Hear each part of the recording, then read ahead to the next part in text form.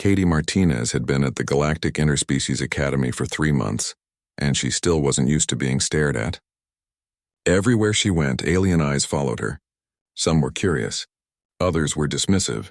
A few looked at her like she was a strange bug under a microscope. The Academy was massive, a space station the size of a small city that floated in neutral space between star systems. Students from hundreds of worlds came here to learn, and Katie was one of only 5 humans in the entire place. Humanity was new to the galactic community, and most species didn't think much of them. Humans were soft, weak, too emotional, not built for the harsh reality of space. Katie walked through the main corridor toward her xenobiology class, her backpack bouncing against her shoulders. The hallway was designed to accommodate beings of all sizes, so the ceiling stretched high above her head. She passed a group of velami, the herbivore species with flowing tentacles instead of arms. They nodded politely. Then came a cluster of Torvan engineers, insectoid creatures with multiple eyes that all swiveled to watch her pass. But the worst were the Kralix students. The Kralix were apex predators from a volcanic world where only the strong survived.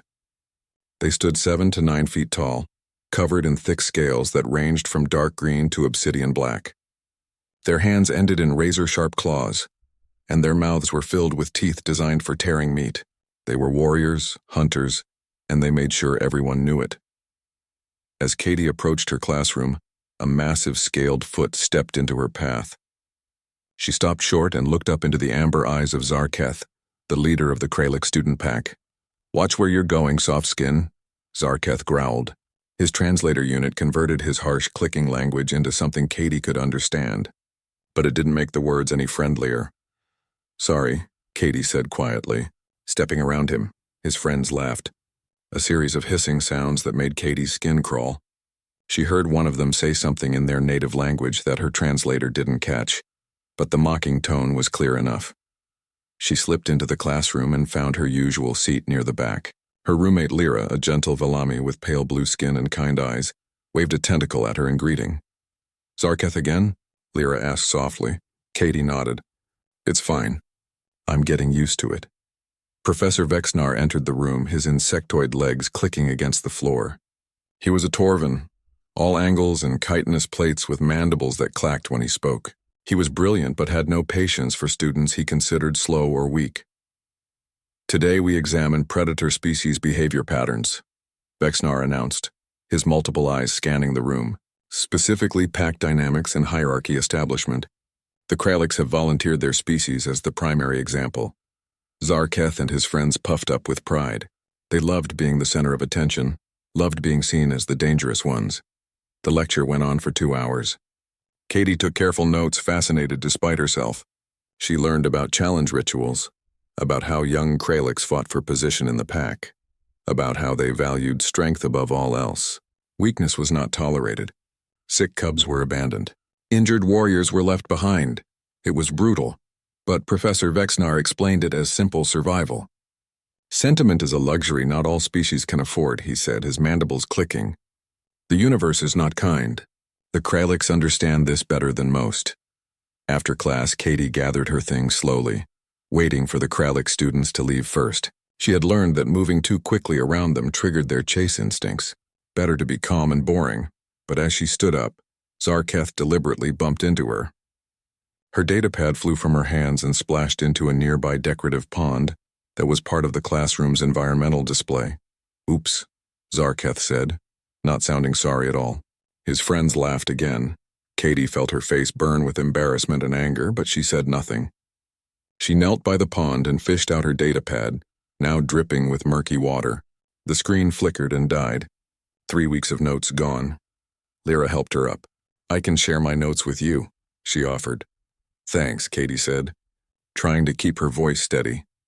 They walked together to the student commons, a huge open space where students from different species could eat and relax. The commons was divided into environmental zones, each one designed to make different species comfortable. There was a humid jungle section for the Velami, a rocky heated area for the Kralix, an aquatic zone for water breathers, and a standard Earth-like section for humans and similar species. Katie bought lunch from the human-compatible food station. It wasn't real food. Just synthesized proteins and nutrients shaped to look like a sandwich and some fruit. But it was filling, and right now she just wanted to eat and forget about her ruined data pad. She found a quiet table near the edge of the commons and sat down. Lyra had gone to her own environmental zone to eat, so Katie was alone. She took a bite of her sandwich and stared at nothing in particular, feeling sorry for herself. That's when she noticed movement in the shadows. The Kralix environmental zone was about 50 feet away, a section of artificial rocks heated by thermal vents to mimic their volcanic homeworld. It was usually crowded with Kralix students basking in the heat or play-fighting with each other. But right now it was empty, except for one small figure. Katie squinted. It was a Kralix cub, no bigger than a human child, maybe 3 feet tall at most. Its scales were dull and patchy instead of the glossy black or green of healthy Kralix. One eye was swollen shut, crusted with dried blood. The cub moved stiffly, like every step hurt. The cub emerged from the shadows, drawn by the smell of food in the commons. It looked around nervously, then its one good eye fixed on Katie's lunch. Katie sat very still. She had learned enough in Professor Vexnar's class to recognize what she was seeing. This was an abandoned cub, either sick or injured, and the pack had left it behind to survive or die on its own. That was the Kralix way. The cub took a hesitant step toward her, then froze. Its small body tensed, ready to run or fight, but it was clearly starving. Katie could see its ribs pressing against its scales. Other students in the commons had noticed the cub too. A group of Velami whispered to each other and deliberately turned away. A Torvin student walked past, saw the cub, and kept walking. No one helped. No one interfered, that was the rule. The first thing everyone learned at the academy was to respect other species' cultural practices. If the Kralix abandoned their weak, that was their business. Interfering would be an insult, maybe even a diplomatic incident. Katie looked at her sandwich. She looked at the cub. The logical part of her brain, the part that had helped her survive 3 months at this academy, told her to ignore it. Eat her lunch, mind her own business. But there was another part of her brain, a louder part, that saw a hungry child. That's all it was, really. A kid who was hurt and hungry and alone. She set her sandwich down on the table, then slowly and carefully, she slid it across the smooth surface toward the edge closest to the cub. She added the synthesized fruit and the protein bar she'd been saving for later. The commons got very quiet. Students stopped eating.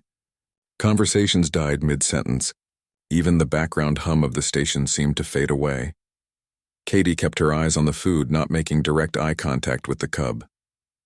She had read that direct eye contact could be seen as a challenge among predator species. The cub approached cautiously. Its one good eye darted between Katie and the food. It expected a trap, expected her to snatch the food away or hurt it somehow. Katie stayed perfectly still. Brandon Cole, another human student, appeared at her table. "Katie, what are you doing?" he whispered urgently. "Do you have any idea what this looks like?" "I'm feeding someone who's hungry," Katie said quietly. "That's not someone, that's a Kralix.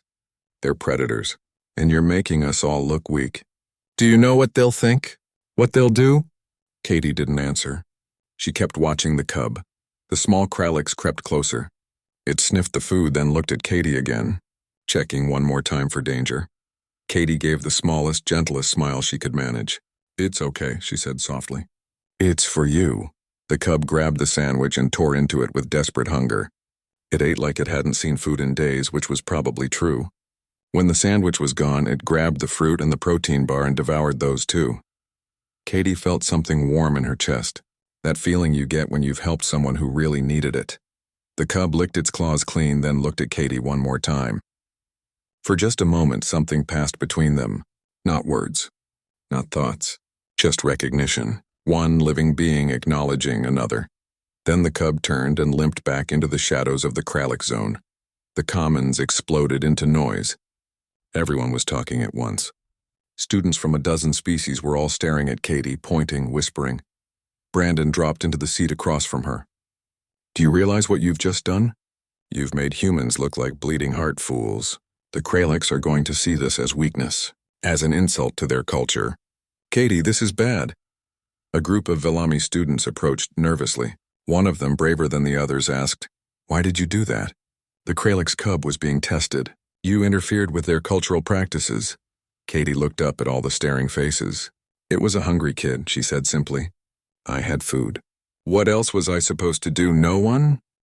Katie woke up to the sound of urgent knocking on her door. She sat up groggily, confused about what time it was. The station ran on a standard galactic cycle that never quite matched Earth's day-night rhythm, and she was always slightly jet-lagged. Katie. Open up. Brandon's voice came through the door, sounding panicked. She stumbled out of bed and hit the door control. Brandon practically fell into the room, his eyes wide. Behind him stood the other two human students, Amy Peterson and Greg Sullivan. You need to see this, Brandon said, shoving his data pad at her. Katie rubbed her eyes and looked at the screen. It was the Academy's social network, the one students used to share news and gossip. The top post had over 10,000 views already. Human student insults Kralix culture by interfering with pack dynamics, the headline read. Below it was a grainy video someone had taken of Katie sliding her food to the cub. The comments section was brutal. Typical soft species behavior, no respect for tradition. Humans think their emotions make them superior, pathetic. The Kralix should teach her a lesson about interfering. But there were other comments too, quieter ones that surprised Katie. I don't know. The cub was suffering. Is it really strength to let children starve?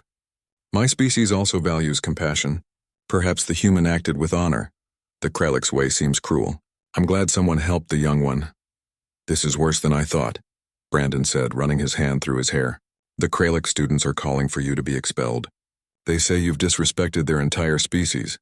Lyra sat up in her bunk below, her tentacles waving sleepily. What's happening? Katie's famous, Greg said dryly. Or infamous, depending on who you ask. Amy, who was usually quiet, spoke up. Some species are defending her, though. The herbivore groups especially. They're saying that compassion isn't weakness. That just makes it worse, Brandon said. Now it's becoming this whole debate about predator versus prey species philosophies. Katie, you've started a political incident. I just fed a hungry kid, Katie said, feeling overwhelmed. That's all it was. Well, now it's everything, Brandon replied. And the Kralix are not happy. They all went to breakfast together, safety in numbers. The commons was even more crowded than usual, and Katie felt every eye on her as they entered. Conversation stopped. Students pointed. Some stared with open hostility, others with curiosity. The Kralix students were gathered in their usual spot near their environmental zone. Zarketh stood at the center, his scales gleaming in the artificial light. When he saw Katie, he bared his teeth in a gesture that definitely wasn't friendly. There's the human who thinks she knows better than everyone else, Zarketh announced loudly, making sure the entire commons could hear him. The soft skin who insults our traditions with her weakness. His packmates hissed in agreement, their claws clicking against the floor in a threatening rhythm. Katie wanted to disappear, to turn around and run back to her quarters, but her legs kept moving forward, carrying her to the food station. Just ignore them, Amy whispered. Don't give them a reaction. But ignoring them was impossible. Zarketh wasn't done. The abandoned cub was being tested, he continued, his voice carrying across the commons. If it was strong enough, it would have survived. If it was weak, it would have died. That is our way. That is honor. But this human thinks her feelings matter more than our ancient traditions. Katie got her food, a simple protein bar and juice, and turned to find a table. That's when Zarketh stepped directly into her path. You made us look weak, he growled, leaning down so his snout was inches from her face. His breath smelled like sulfur and meat. You made the Kralix seem cruel. My packmates on the homeworld are laughing at us because of you, because a tiny human dared to suggest we don't know how to manage our own young. I wasn't trying to insult anyone, Katie said, keeping her voice steady, even though her heart was racing. I just saw someone who needed help. That someone was a weak cub who deserved to be abandoned, Zarketh snarled. You don't understand strength. You don't understand honor. You're just a soft little creature who feels too much and thinks too little. Back off, Zarketh, Brandon said, stepping forward. He was trying to sound brave, but Katie could see his hands shaking. Zarketh laughed, a harsh barking sound. Or what, human? Will you challenge me? That would be entertaining. The tension in the commons was thick enough to choke on. Students from other species watched nervously, ready to run if things turned violent. Then something changed. A ripple went through the crowd. Students near the entrance backed away quickly, pressing themselves against the walls. The Kralix students suddenly went very still, their aggressive postures melting into something that looked almost like fear. Even Zarketh, who had been so confident a moment ago, tensed and turned toward the entrance. Katie followed his gaze and felt her blood run cold. Standing in the doorway was the largest Kralix she had ever seen. He had to be 9 feet tall, maybe more, with scales so dark they were almost black. They shimmered with a purple sheen in the light, and Katie could see scars crisscrossing his hide like a map of old battles. His eyes were burning amber, sharp and intelligent, and they swept across the commons with predatory precision. This was clearly someone important, someone dangerous. The massive Kralix stepped into the commons, and his claws clicked against the floor with deliberate slowness. Each step seemed to echo in the sudden silence. Students scrambled to get out of his way. Even the Torvin, who were usually fearless, moved aside. Zarketh and his packmates immediately lowered their heads and dropped to one knee. It was a gesture of submission Katie had only seen in Professor Vexnar's lectures about Kralix hierarchy. "Alpha," Zarketh said, his earlier bravado completely gone. His voice was small now, respectful. "Alpha." The word sent a chill down Katie's spine. This was a pack leader. And not just any pack leader, but one important enough to make even Zarketh bow. The Alpha didn't acknowledge the kneeling students. His eyes were scanning the crowd, searching for something. Searching for someone Katie knew with absolute certainty that he was looking for her. Brandon grabbed her arm. "Run," he whispered urgently. "Just run, right now." But Katie's feet wouldn't move. Maybe it was fear freezing her in place, or maybe it was the same stubborn instinct that had made her feed the cub in the first place. The instinct that said running was wrong, that facing consequences was right. The Alpha's gaze found her. Their eyes locked, and Katie felt like prey being spotted by a predator. Every survival instinct in her body screamed at her to run, to hide, to do anything except stand there. But she stood there. The Alpha began walking toward her. The crowd parted like water, students practically climbing over each other to get out of his way. His eyes never left Katie's face. 20 feet away, 15, 10. Katie could see every detail now. The way his muscles moved under his scales, the old scars on his snout, the razor-sharp claws that could tear her apart without effort. 5 feet away, Amy had backed up. Greg had pulled Brandon back. Even Lyra had retreated to a safe distance. Katie stood alone. The Alpha stopped directly in front of her. This close, he was even more massive. Katie had to crane her neck back to see his face. She could feel the heat radiating from his body, smell the sulfuric scent that all Kralix carried. One swipe. That's all it would take. One swipe and Katie would be done. The commons was absolutely silent. Not even breathing could be heard. Everyone waited to see what the Alpha would do. Katie's hands were shaking. Her legs felt weak, but she kept her eyes on his face, refusing to look away. If this was how it ended, she wouldn't go out as a coward. The Alpha studied her for a long moment. His amber eyes were unreadable, inhuman. Then slowly, deliberately, he did something that made the entire commons gasp. He lowered his head. It wasn't a full bow. His eyes stayed locked on Katie's, watching for any sign of threat or disrespect. But his massive head dipped down, bringing him almost to her level. A deep rumble came from his chest, so low that Katie felt it in her bones before she heard it. Her translator struggled for a moment, processing the complex Kralix language before finally settling on a translation. Honor recognized. Katie blinked. She must have misunderstood. There was no way a Kralix Alpha just showed her respect, but the reactions of everyone around her confirmed it. Students from a dozen species were staring in shock. Some had their mouths hanging open. The Velami were fluttering their tentacles in agitation. Even the normally stoic Torvin looked surprised. Zarketh and his packmates looked like they'd been hit with a stun weapon. Their leader, their Alpha, had just acknowledged a human with respect. The Alpha straightened to his full height. When he spoke, his voice filled the entire commons. "I am Alpha Krixvol," he announced, pack leader and military liaison. "This human," he gestured to Katie with one clawed hand, "has demonstrated Gralthek." Katie's translator rendered the word as honor strength, but she sensed it meant something deeper in Kralix culture. Krixvol continued, his voice hard and commanding. "My youngest cub, Torik, was injured in a training accident while I was off station. He hurt his eye and became sick from infection. In my absence, certain members of this pack—" His gaze swung to Zarketh, who seemed to shrink under it. decided that Torik's injury made him weak. They drove him away from...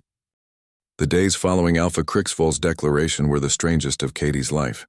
She went from being an ignored nobody to the most talked-about student at the entire academy. Everywhere she went, students stared and whispered.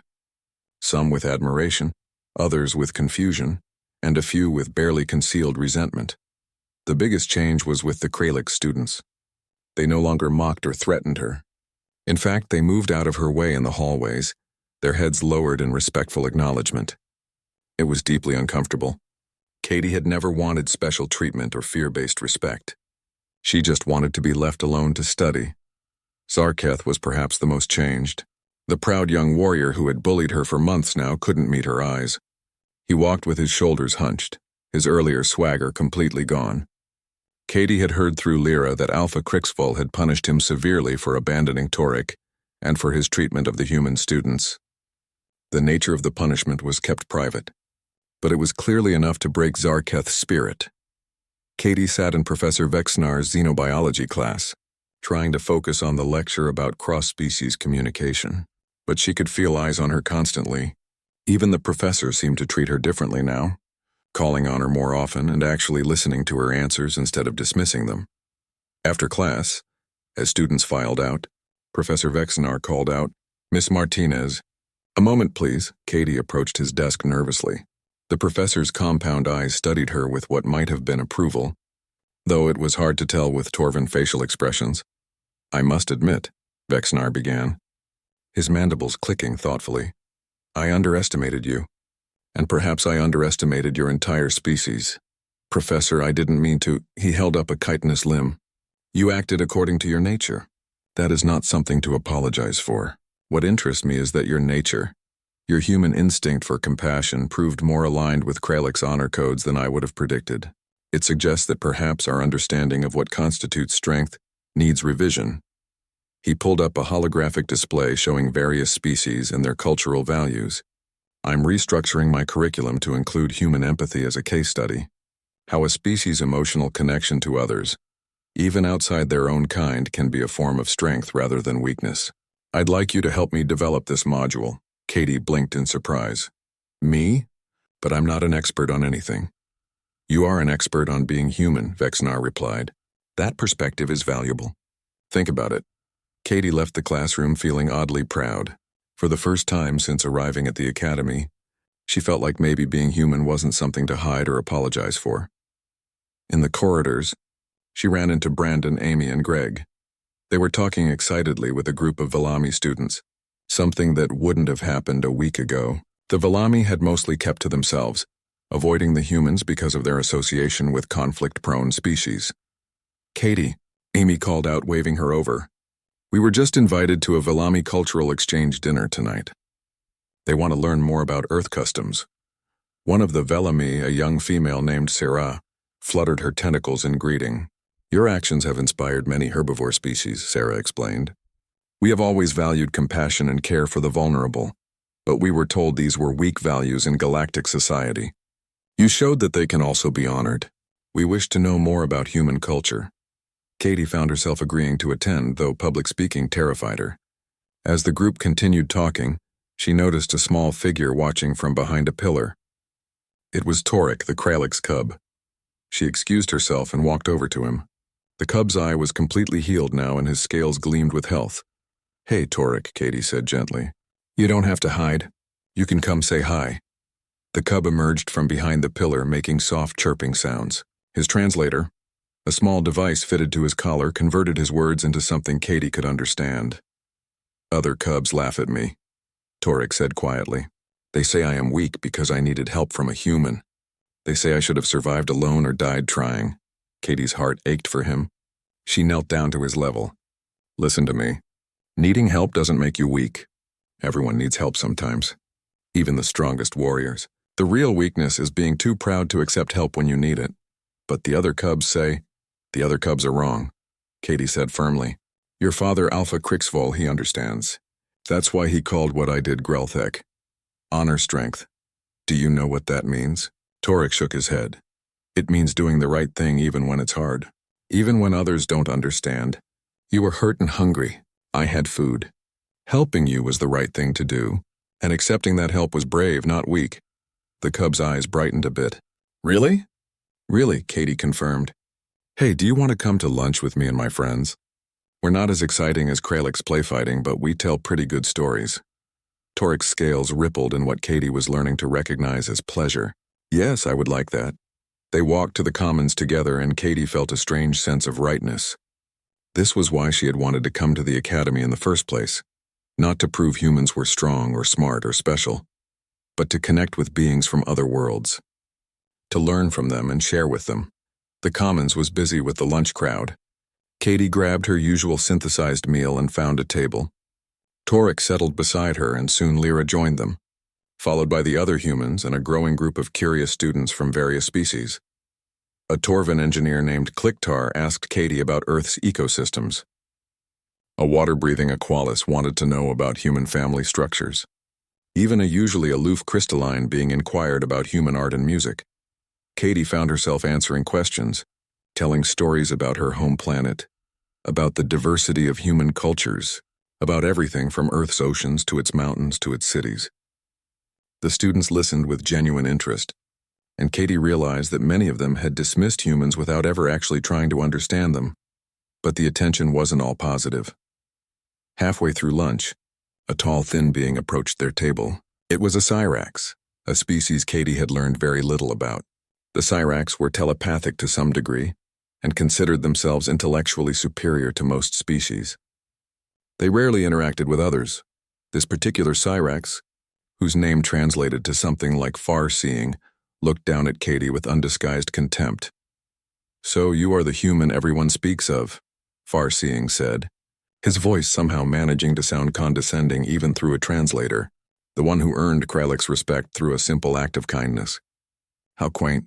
Katie felt the mood at the table shift. Torik tensed beside her, a low growl building in his throat. "I don't think it was that simple," Brandon said carefully, trying to diffuse the situation.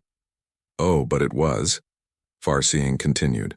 "The Kralix are warriors, predators, beings of simple emotion and direct action. Of course they would be impressed by an uncomplicated gesture. But true strength, true intelligence comes from the mind, not the heart. Humans pride themselves on emotion, on feelings. But these are primitive impulses, not signs of advancement." "Feelings aren't primitive," Katie said quietly. "They're what make us care about others, what make us want to help and protect and connect." Farseeing's eyes, which were disconcertingly large and black, fixed on her. "And that is precisely why humans will always be a minor species in the galactic community. You are ruled by sentiment instead of logic. You make decisions based on temporary emotional states rather than rational analysis.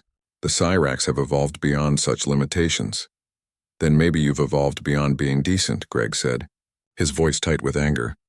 "Decency is a social construct with no objective value," Farseeing replied smoothly. "We do what is efficient, what is logical, what advances our species. We don't waste resources on the weak or the failing." Torik stood up on the bench, making himself as tall as his small body could manage.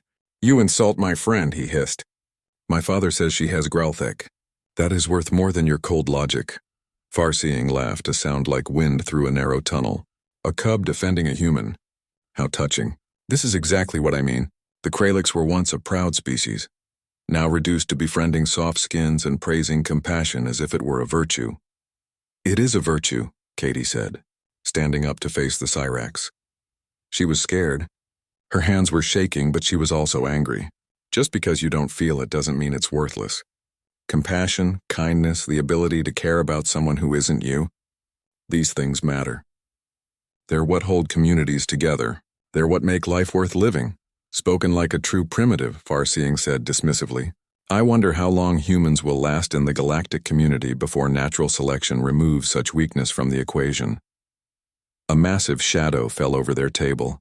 Katie didn't need to turn around to know who it was. She could feel the heat, smell the sulfur scent, hear the click of claws on the floor. Alpha Crixvol's voice was quiet but filled with menace. "Interesting perspective, Cyrax. Tell me, how many of your kind have ever earned pack protection? How many have shown the courage to act against social pressure? How many have saved a life simply because it was the right thing to do?" "My species prides itself on strength," Crixvol continued, his amber eyes reflecting the starlight beyond the viewport. We are warriors, hunters. We have conquered worlds and built an empire on the principle that only the strong deserve to survive. For generations we taught our young that weakness must be purged, that mercy is for lesser species, that emotion is a liability. Katie remained quiet, sensing that the Alpha needed to say these things, but lately, I have questioned these teachings, Crixvol admitted. I have seen Kralix warriors who were strong in body but weak in character. I have seen cubs abandoned not because they were truly weak, but because they were different or sick, or simply unlucky. And I have wondered if we have mistaken cruelty for strength. He looked down at Katie. Then you came, a human, small and soft by our standards, physically no match for any Kralix, and you did something that none of my own kind did. You saw suffering and you acted to end it. You gained nothing. You risked much, and you did it simply because it was right. Anyone would have done the same, Katie said softly. But they didn't, Crixvol said firmly. Hundreds of students walked past my son.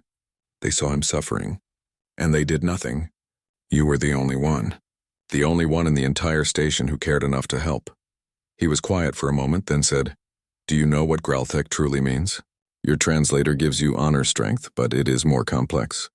It is the courage to do what is right when doing what is easy would be safer. It is strength of character, not strength of claw. It is the core of what makes someone worthy of respect. I think I understand, Katie said. My own students have forgotten this, Crixvol continued. Zarketh and his packmates, they learned the wrong lessons. They think dominance is the same as leadership. They think cruelty is the same as discipline. They abandoned Torek to prove their strength, but they only proved their weakness. What will happen to them? Katie asked. They are young. They can still learn. But they needed to see that true strength can come from unlikely places. From a human who weighed less than Torek's tail, who had no claws or fangs, but who had something more important. Crixvol tapped his chest. Courage, compassion, the will to act when others will not. Over the following weeks, Katie found her life settling into a new rhythm. The novelty of her action began to fade, though she remained something of a celebrity on the station. What didn't fade was the change in how students treated each other. Professor Vexnar's new curriculum module on human empathy became wildly popular. Students from all species attended, curious about this strange concept of caring for others outside one's own group. Katie found herself called on to speak in several classes, explaining human customs around helping others, about charity and volunteer work, about the human tendency to form bonds across all kinds of boundaries. The Velami students organized regular cultural exchanges now, and humans were always invited. Brandon discovered he had a talent for explaining Earth music to beings who heard sound on different frequencies. Amy started a cross-species art club. Greg began teaching interested students about human sports and games. But the most significant change was in the Kralix students. Zarketh approached Katie in the library one day. She tensed instinctively, old habits from months of being bullied kicking in. But when she looked up, she saw something different in his posture. His head was lowered respectfully and his claws were retracted to show he meant no threat. May I speak with you? He asked quietly. Katie nodded, gesturing to the seat across from her study table. Zarketh sat looking uncomfortable in the enclosed space designed for smaller species. I owe you an apology, he began. Many apologies, actually. For how I treated you, for how I treated all the humans, and most of all, for what I did to Torek. Katie set down her data pad, giving him her full attention. Alpha Crixvol made me understand that I was not being strong, Zarketh continued, his voice heavy with shame. I was being cruel. I convinced myself that abandoning an injured cub was a test of strength, but the truth is I was scared. Scared that caring for him would make me look weak to the other warriors, so I chose my image over his life. But he's okay now, Katie said, because of you. Not because of me. Not because of any Kralix. Zarketh looked down at his claws. You showed me what Gralthek actually means. It is not about being the strongest fighter or the most aggressive. It is about doing what is right even when it costs you something. Your Alpha already forgave you, Katie pointed out. But I need to forgive myself, Zarketh said. And I need to change. The Alpha has assigned me to mentor younger Kralix cubs now, teaching them the true meaning of our honor code, to make sure they don't make the mistakes I made. Katie felt a surge of respect for him. That's a good thing. They'll learn from you. I hope so. Zarketh stood up, then hesitated. Can I ask you something? Why did you do it? Why did you help Torek when you knew it might make things harder for you? Katie thought about it for a moment. Because I couldn't not help. When I saw him there, hungry and hurt, I didn't see a Kralix or an alien or someone from a different species. I just saw a kid who needed help. And I had the ability to help, so I did. It was that simple. That simple, Zarketh repeated, but also that profound. After he left, Katie sat alone with her thoughts. She hadn't realized how much impact her simple action would have. She had just wanted to help a hungry child, and somehow that had sparked a conversation about what strength really meant across the entire academy. Torek became a regular visitor to Katie's study sessions. The cub would curl up near her, working on his own studies while Katie did hers. They didn't always talk, but there was comfort in the quiet companionship. Sometimes other students would join them. Lyra with her gentle questions, Brandon with his endless commentary on station gossip, even some Kralix students who were curious about humans. One evening, Torek asked Katie, "Will you teach me about Earth?" "What do you want to know?" Katie asked. "Everything," the cub said enthusiastically. "Alpha says that humans are new to the galaxy, but that you come from a very diverse world. He says that humans learn to live with many differences on one planet, and that is why you understand compassion." So Katie told him about Earth, about oceans and deserts, mountains and forests, about the thousands of different human cultures, languages, and traditions, about how humans had spent centuries learning to live together despite their differences, about the mistakes they'd made and the progress they'd achieved. "It sounds complicated," Torek said. "It is," Katie agreed. "Humans aren't perfect. We make mistakes. We fight, we disagree. But we also help each other. We create together. We learn together. And when someone needs help, most of us try to help if we can." "That is Growlthek," Torek said with certainty. Katie smiled. "Yeah, I guess it is." Alpha Crixvol had been watching these developments with approval. He told Katie that the Kralix High Council had reached out, wanting to know more about the human who had earned pack protection. Some were skeptical, believing that Crixvol had gone soft. Others were intrigued, wondering if there were lessons to be learned from human culture. "Change is always met with resistance," Crixvol explained during one of their regular conversations in the observation deck. "The old warriors especially, they believe our ways have served us well for millennia. Why change now?" "What do you tell them?" Katie asked. "I tell them that our ways did serve us well in the past. But the galaxy is changing. We are no longer isolated on our volcanic worlds, fighting only among ourselves. We are part of a larger community now. And in that community, the old ways of pure aggression and dominance do not always serve us best." He gestured toward the stars. "Out there are thousands of species, each with their own strengths and values. If we dismiss them all as weak because they are not warriors like us, we miss opportunities to learn, to grow, to become better than we were." "You're very wise," Katie said. Crixvol's laugh was a deep rumble. "Wisdom often comes from making many mistakes first. I was once like Zarketh, believing that showing any compassion was weakness. It took many years and many regrets to learn otherwise." He looked at her seriously. "You are young, Katie Martinez, but you already understand something that many older beings have not yet learned, that our greatest strength is not in standing alone, but in lifting others up, not in dominating, but in connecting." The academy began changing in noticeable ways. Mixed species study groups became common. Students who had previously stuck to their own kind started branching out, forming friendships across old boundaries. The herbivore species, who had always been quiet and submissive around predators, began speaking up more in classes. Professor Vexnar called it the Martinez effect in one of his lectures, though Katie wished he wouldn't. She didn't want to be seen as starting some kind of movement. She just wanted to finish her degree and maybe make a few friends along the way, but the effects were undeniable. Even the station administration noticed.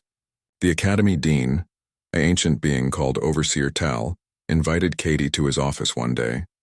Tal was a Kronar, a species that lived for thousands of years and saw patterns that shorter-lived beings missed. He looked like a mass of crystalline structures, constantly shifting and reflecting light in complex patterns. 3 months after the incident with Torek, Katie sat in the main auditorium of the Galactic Interspecies Academy.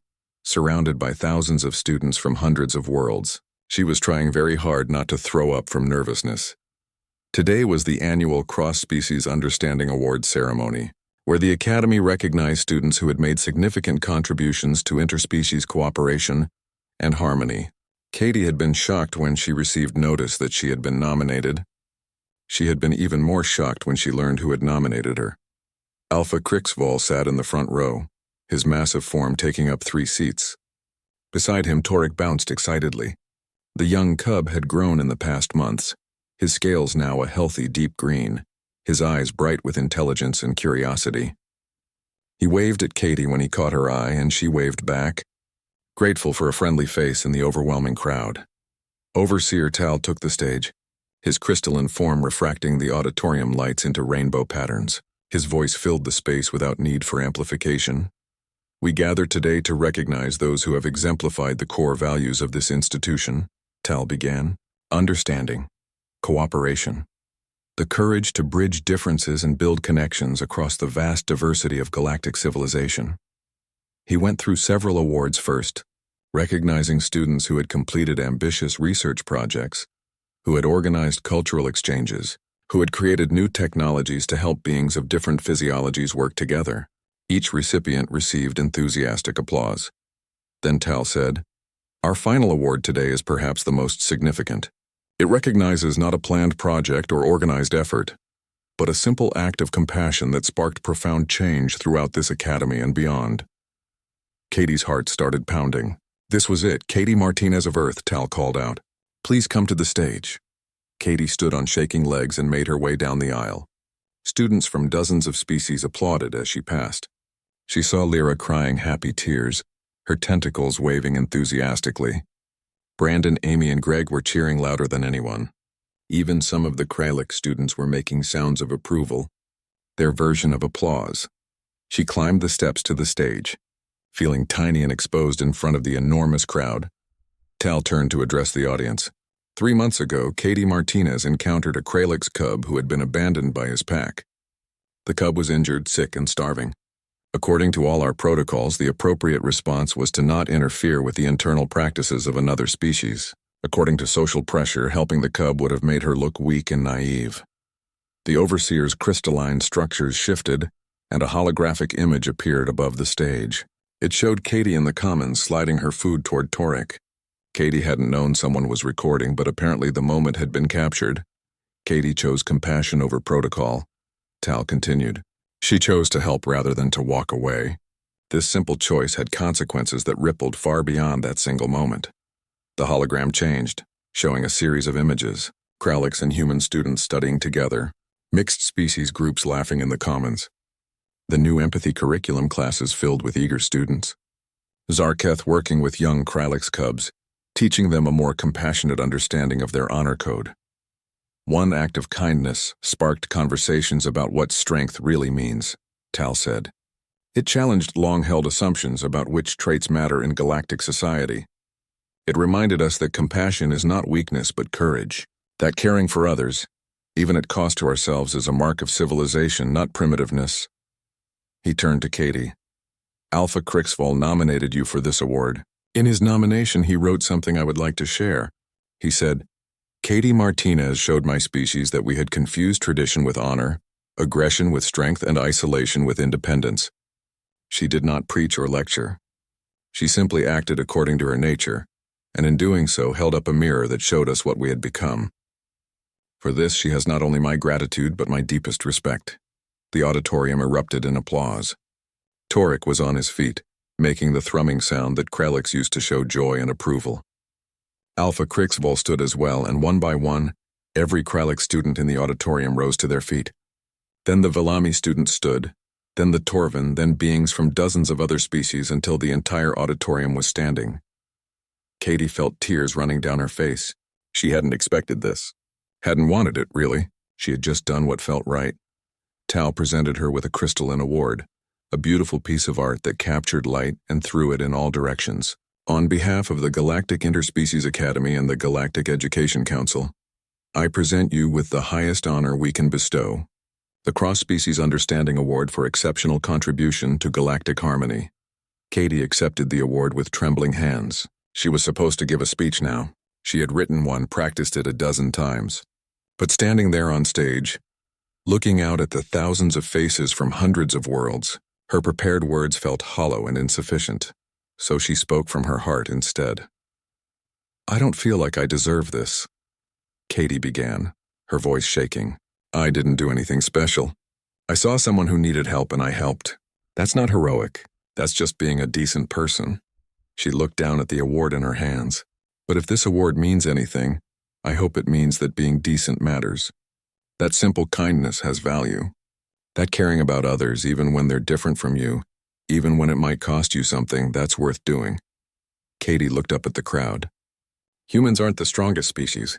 We're not the smartest or the fastest or the most advanced. We're actually pretty fragile and emotional, and we make a lot of mistakes. But we try. We try to care about each other. We try to help when we can, and I think that counts for something.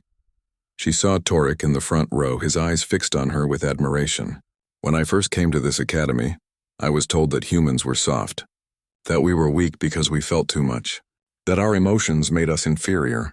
And maybe by some standards that's true. But I don't think compassion is weakness. I think it's the strongest thing any of us can do." Her voice grew steadier as she continued. "It's easy to be cruel. It's easy to ignore suffering and tell yourself it's not your problem. It's easy to follow rules and traditions without questioning whether they're right. What's hard is caring. What's hard is acting when everyone else walks away. What's hard is choosing kindness when being cold would be simpler." Katie looked directly at Alpha Crixivol. "The Kralix have a word, Grelthek. Honor strength. The courage to do what's right when doing what's easy would be safer. I think every species has their own version of this concept.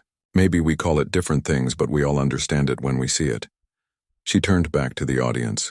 "I hope what happened here, this conversation we've been having about strength and compassion and what really matters, I hope it continues. I hope we keep questioning our assumptions. I hope we keep learning from each other.